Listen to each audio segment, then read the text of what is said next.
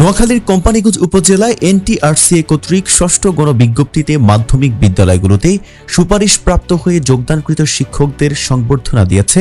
বাংলাদেশ শিক্ষক সমিতি কোম্পানীগঞ্জ উপজেলা শাখা। মঙ্গলবার সন্ধ্যায় উপজেলার বসুরহাট একাডেমি মিলনায়তনে এই সংবর্ধনা অনুষ্ঠান অনুষ্ঠিত হয়। এ সময় সংবর্ধিত ৩২ জন নতুন যোগদানকৃত শিক্ষকদের হাতে ফুল ও ক্রেস্ট তুলে দেন অনুষ্ঠানের অতিথিরা।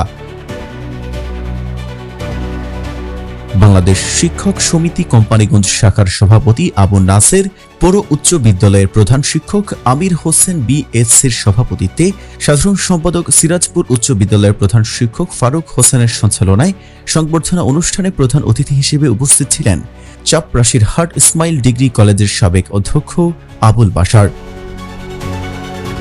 এ সময় আরও উপস্থিত ছিলেন বাংলাদেশ শিক্ষক সমিতি নোয়াখালী জেলা শাখার সহসভাপতি